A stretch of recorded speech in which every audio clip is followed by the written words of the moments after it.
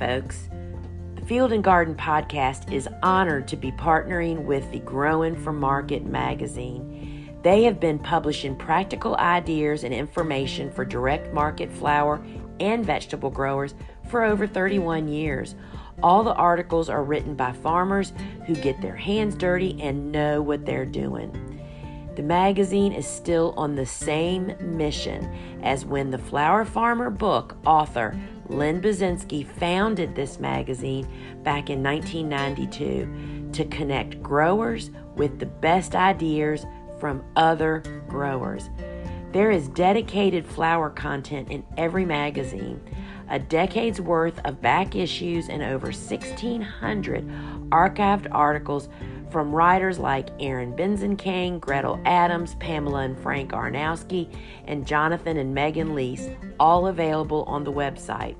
With 10 new issues every year available on paper, digital, or both, you're guaranteed to find something to fine-tune your farm in growing for market. So if you do farmers markets, CSA, farm stands, pick your own, florist sales, or wholesaling, whether you're a commercial grower or you just want to grow like one, subscribe to Growing for Market for the nitty-gritty details of growing, marketing, and the business of local farming. And I have a special offer for you. Use the coupon code WORKSHOP to get 25% off any subscription to the original Farmer to Farmer magazine at growingformarket.com.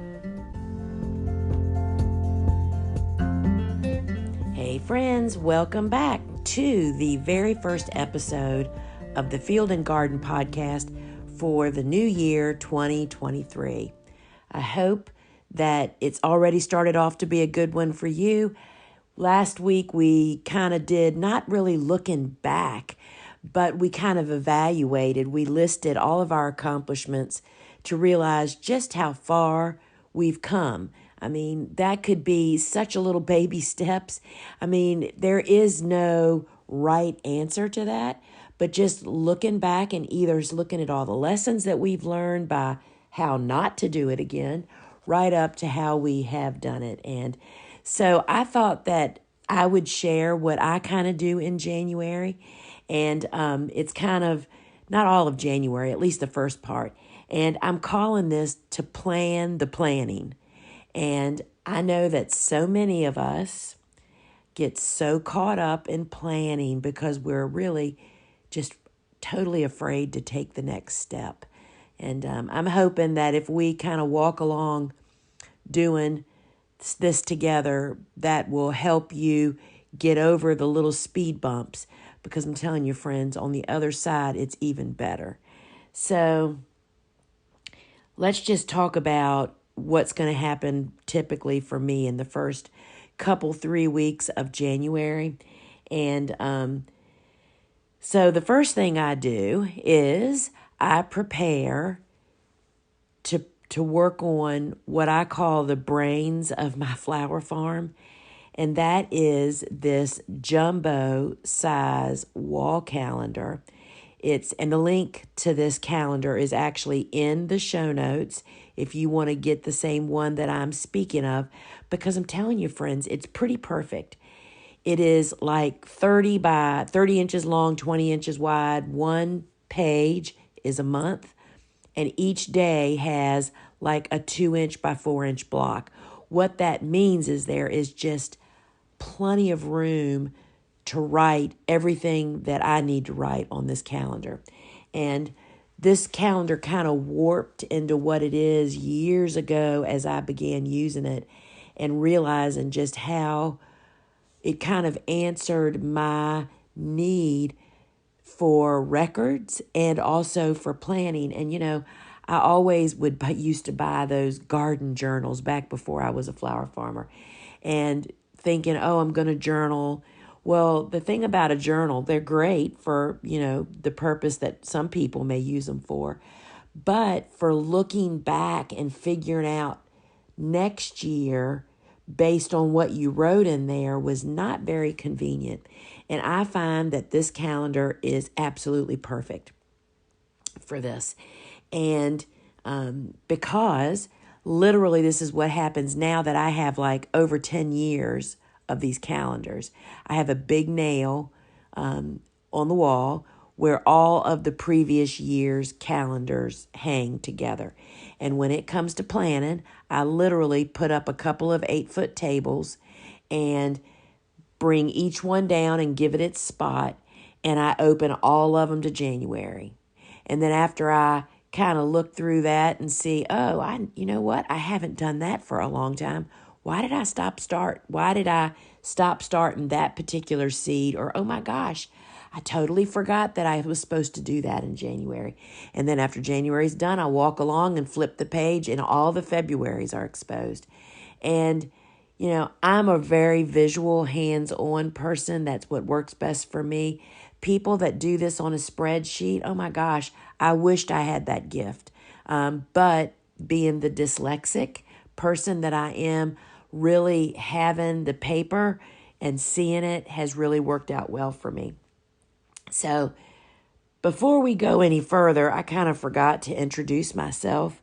For anyone that's new here, that maybe you've added a new podcast to your listening lineup, welcome. This podcast, the Field and Garden Podcast, is brought to you by thegardenersworkshop.com, which is our platform where you're going to find everything about us. You're going to see all the work that we're doing at the Gardener's Workshop and all of our resources in one spot. You can connect with me over there. You can find our online garden shop. You can find our online course library, all of our free video resources, our shop and show that happens about once a week where we're showing what we're doing here on the farm and you can purchase it as we're talking about it. So the Gardener's Workshop is the primary sponsor of this Field and Garden podcast. And if you find that you need tools, seeds, and supplies, or my books, I appreciate it if you would consider us as one of your resources. So back to the story at hand, right? So I find that this giant calendar is like the best ever. So you're going to find the link to that down below. And so let's just move on with why, while we're talking about the calendar, why it seemed to really be perfect for me. So in addition to what I just shared of how I use it in January when I'm doing my planning. So this calendar literally is the brains behind my operation. Because if you haven't started your flower farm yet, you haven't quite experienced what life is like in the harvest season. Once all the flowers start producing and you're cutting and you're selling and you're delivering and you're doing all the things that happen in the harvest season, you don't quite get how hot, exhausted, and done you are even when you wake up first thing in the morning. I mean, we walk out to that building and we are just, you're just not capable of thinking ahead. You are so hot and tired, even though it's the first thing in the morning. So that's why I call this calendar the brains of my operation. Literally what I aim to do, first off, you always write on this calendar in pencil, is to get everything on this calendar of those expected, scheduled things that we do throughout the season. And that is seed starting. That is when we order stuff. Think about this. Rarely, if ever, would I start the cut flower ornamental kale at the Electron Sweet William, which is different than all the other Sweet Williams. Rarely would I ever start it at the proper time if when we flip the calendar in July over, which is the height of harvest season, that's the beginning of the dead farmer season, right? You're just done. If it didn't say in there start and then listed all of these seeds that we have to start, it would never get done. So this calendar has our seed starting calendar. And of course we tweak it and add to it. And sometimes you can't get seed and all that kind of stuff. But the biggest benefit once I started adding team members was that this calendar hangs on the back of the door to our workshop where the kitchen is, where the bathroom is. So everybody has access to this. The problem I find with spreadsheets and those types of resources is it's just not there in everybody's face. And frankly, that's kind of what we needed. Still drinking coffee, y'all. So the seed starting calendar is on there and everybody gets to see it. The other thing that we put on this calendar is when to have. So in general, Sunday, which is the first day of the week on this calendar to the left, that's where we put our sunflower succession plant information, like when we started, how many trays, plug trays, and so forth and so on. Monday and Tuesday and Wednesday are generally where we list in a very organized fashion the weekly seed starting of everything else that we're doing. That's where, we put, coxcomb. Then I'll list all of the different varieties that need to be started that week. And then like how many of them. My point is that I want to make that calendar so that Bobo, who is the seed starter, can walk up to the calendar and get all the information she needs without having to ask me anything. That means she can do it when I'm not here. If I get hit by a bus tomorrow, life can still go on for a flower farm if that were to happen.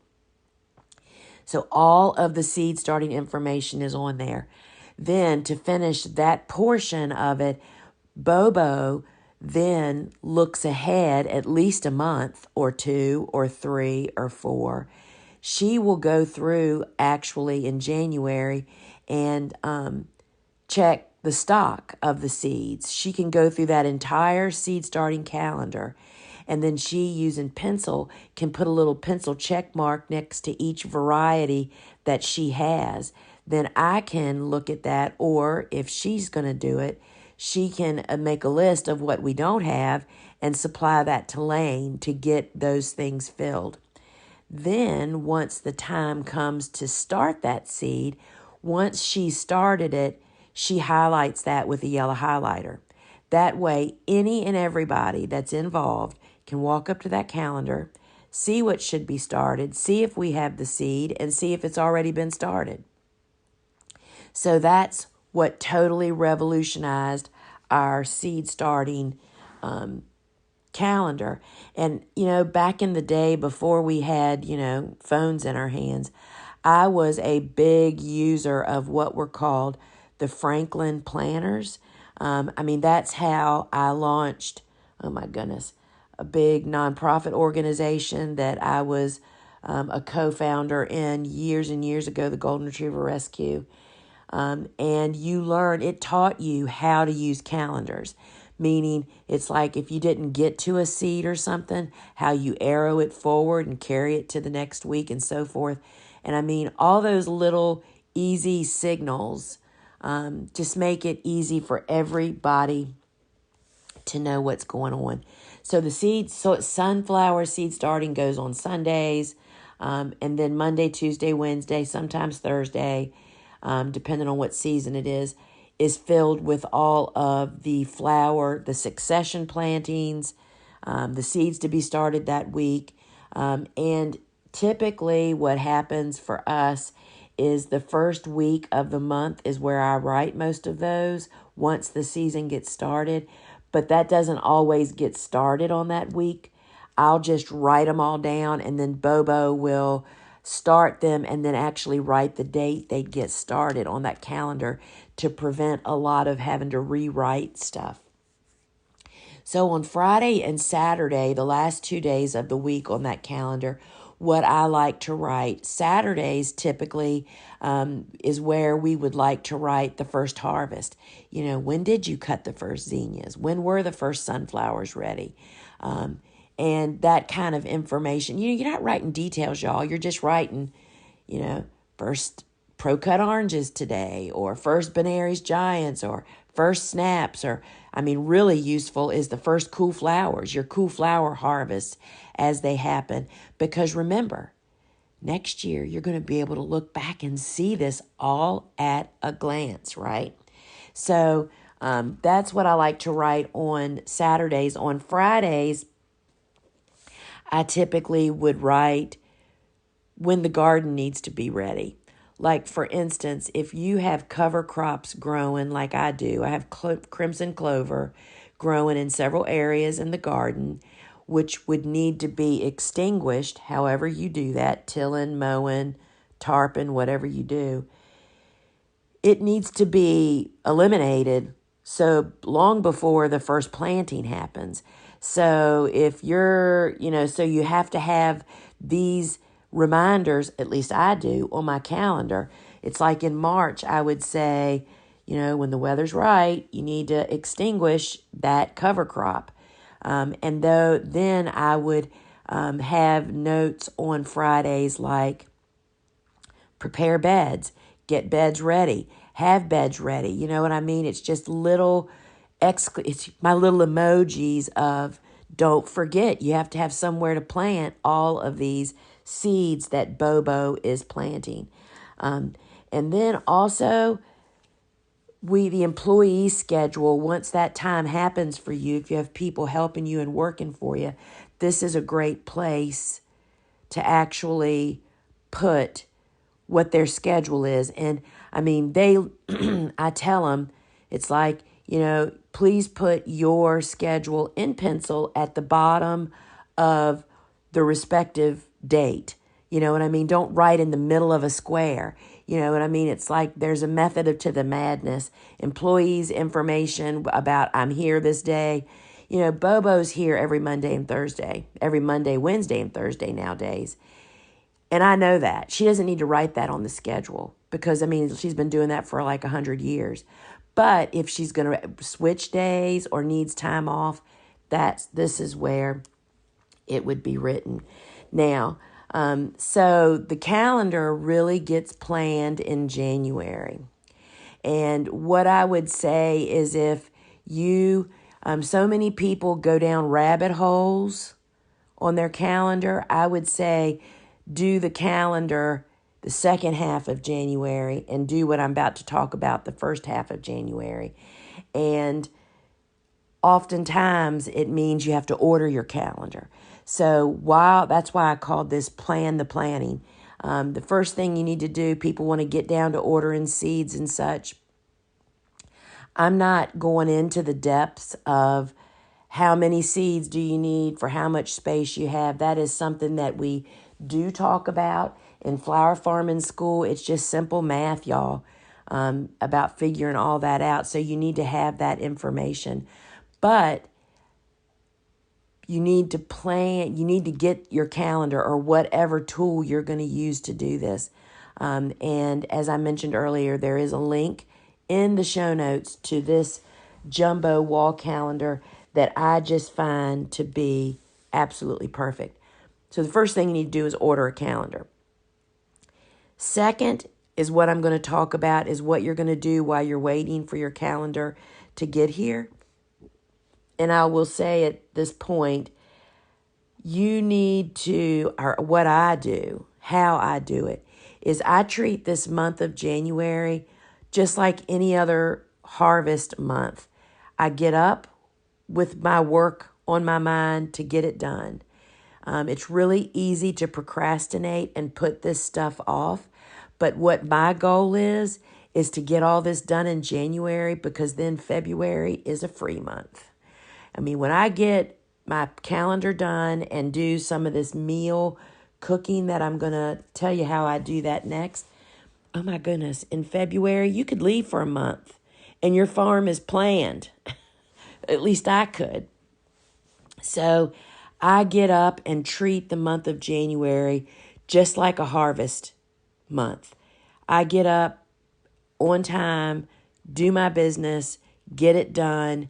And I probably do it till 2:00 each day. And then as soon as it's done, y'all, I am free until, I do a little bit of seed starting in January. I do some seed starting in February, but not the volume like we do once March comes. And I'm tending to seedlings, but I don't have any, I can do other stuff. I can just really have some lazy time and feel very empowered because I have planned and I'm prepared for the coming season. Seed ordering's done. And what I want to talk about next is I am not a really great cook. I cook because we have to eat, not because I love to cook. And that might be different if cooking was my thing, like it is for Bobo. Bobo loves to cook. And because this is classic Lisa, back when my dad was still alive, my father really, really enjoyed and loved cooking. He was the retired guy that went to the grocery store every morning to get what he was going to cook that night. You know what I mean? It was the whole process that he just absolutely loved. Versus his daughter, who, as I'm walking across the driveway from the farm building into my house at, 5 o'clock in the afternoon, I'm thinking, what should I take out of the freezer for dinner? I haven't even thought ahead, y'all. Typically, when my dad was alive, he would ring me. He would call like mid-morning or something. I'm out in the field working, and my daddy would call and say, "Hey, babe, what you having for dinner tonight?" And my answer would always be the same. "I have no clue, Dad. I haven't even begun to think about it." So meal planning was always a struggle for me. And while my husband was willing to eat cereal for the portion, a good portion of my beginning of my flower farming life, because I would drag my body into this house at sundown. That was back when I almost was working myself to death, y'all. I mean, that's no longer the case. My flower farm evolved into working from 6 a.m. till about 2 or 3, sometimes 4, depending on the day.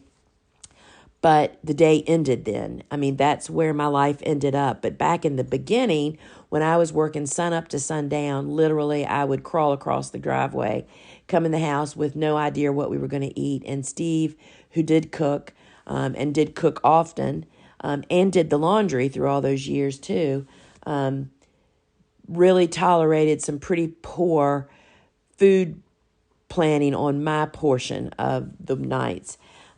So part of becoming a better business person for me was that I incorporated what was also a portion of my job, was providing meals for the family about 5 nights of the week. Steve took 2. And because he too owns a big, busy company and drags himself home. And he's not even here during the day to actually think about it, right? So meal planning became a part of my winter preparations. And what really prepared me so much for the harvest season was I said, okay, I want to have at least 2 meals a week that I can do my Lisa on, meaning not even think ahead, just literally walk in the house and take it out of the freezer and have food within a reasonable amount of time, an hour or so. So I have some go-to meals that I would work during January to stock my freezer with. And, I really learned this from my mother-in-law, not for this purpose that I'm talking about, but because we grew vegetables in the summer to put up, like sweet corn, string beans, and canning tomatoes. She always her goal was, I want to have 1 corn for every week, 52 containers of corn. She wanted to have 52 jars of green beans, 52 jars of tomatoes, 52 containers of applesauce. And so that way she would have 1 a week. And that's what put me on this thought of, all right, I harvest 2 days a week. Those are my most exhausting days. How much would it help my morale to have a dinner for those days? So that's what my goal was to have 2 quick meals available. And some of my go-to meals, the easiest was to have a stack of ribeye or whatever, porterhouse, whatever your go-to steaks are, that were individually. We buy meat from our cousin that has Black Angus. I just ordered more this morning. The meat is vacuum packed in flat containers or in flat packaging. And I'll tell you why that's important in just a minute for quick defrosting, and we do not use a microwave. So I buy ribeyes or porterhouses, whatever he has available, that are flat and super quick to defrost. So I try to have enough of those, or even sirloins, to have enough of those that at least for 26, that would be one night for half of for the whole harvest season, we can have quick go-to steaks. I can walk in the house, take it out of the freezer, and I'll tell you how I defrost them quick. I saw somebody on TV do this, and it totally made my life so much easier. And our ground beef, which I also get from him, is in a flat 1 pound package. You can do this very same step with, is I use 2 13x9 metal bacon pans. You turn one pan upside down on the counter, and then you place this flat meat package on top of that upside down 13x9 pan. Then you place the second 13x9 pan right side up on top of the meat package, still in the package, on top of it, and then place a 5 pound package of like flour or sugar on top of that. And y'all, the metal of those pans draws the frost out of that meat in like 15 minutes. I mean, it just works so quickly. And so I can come in and defrost ground beef or defrost a steak in a nanosecond. So I have enough steaks, and I also have enough ground beef that I can make a quick go-to meal.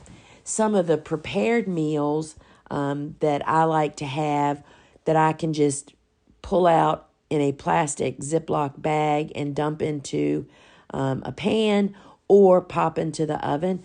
I make what's called Dixie lasagna. I'm sure you can look up the recipe online.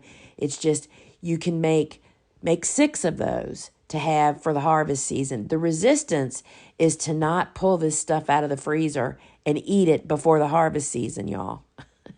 Because that can happen. I've had those happen, but this will change your farming life. So I make 6 Dixie lasagnas. I like to make 6. I make something that's called white chicken chili, which is on the Bush's Great Northern Bean can, or you can Google it. I make that and put it in the freezer, but I don't put any noodle or potatoes or anything like that in it until I am ready to cook it. So you can make the white chicken chili by the directions, and then what I dump into it at the last minute to puff it up and to make it more wholesome is I use a lot of gnocchi. Those are pasta, potato pasta that you buy in a vacuum packed package. It's spelled GNOCCHI. You can have that on hand in your pantry to dump it into you can dump the packages of the frozen, any kind of chili, really. Dump it in and then dump these in, and it kind of dresses it up. Or you can bake a potato and serve with it. So I like to have white chicken chili. I like to have regular standard ground beef chicken chili. But I also like to have spaghetti sauce with whatever in it. And I try to maybe make it a little bit more special for this pre-made spaghetti sauce. I love to roast lots of vegetables, zucchini and mushrooms and onions, and just add that into the sauce to make it a little bit more hunky, as well as to make it just vegetables, maybe with no ground beef. And if you aim to make 6 of each of these different things that I've talked to you about, and have that sitting in wait, that you're not going to touch it until the harvest season starts. I'm telling you, friends, it really, really, really, really makes a great difference. And then once you've filled your freezer, you've gotten your calendar in order, it makes for an amazing February to come. And I just wanted to say that I treat January like any other. We're coming off of a very busy, of course, December for our online business. We're always just having tons of, because there's so many pieces to my business, each month has its own respective busyness. But February is my coasting month. It's the month that I can do some special project that I've just never had time to do. And I'm always piling up stuff. And, the other great thing to practice in January, as I think I spoke of this in an earlier podcast, we talk about it quite a bit in Flower Farming School, is to do a brain dump. Get all that stuff out of your head that's weighting you down. Lighten your load, friends. So I recommend ordering yourself a calendar, then making a very long grocery list, and spend a week. I mean, friends, that's the secret to, writing books, creating new content, to adding something new to your business, is to just lock yourself in a room and do it. Treat it like you're going to the office, 9 to 5, 8 to 5, 6 to 5, 6 to 3, whatever your hours are, and just tackle whatever it is. And if you tackle your calendar and your meal prep for the season, it'll just make for a season that you just won't believe how much lighter I feel. Feel a little taller, just like Looking Back did last month. If you haven't listened to that one, I recommend it, kind of taking stock of where you've come from and how far you've come, and it does make you feel a little taller. I'm telling you, planning your calendar and doing meals is like standing on a stool, y'all. It makes you just feel like you're a head above everybody else. Friends, I invite you to head over to thegardenersworkshop.com if you're looking for information, resources, help, tools, seeds, supplies, education. I am a firm believer that you should spend a good portion of your time and your available funding to build your knowledge as you are moving through business, because to get from A to Z the quickest, which is how you build a bottom line, y'all, is from learning from those that have done it before you successfully. And we love helping and being a part of that journey for you. Till we meet again, friends, Happy New Year. Ciao.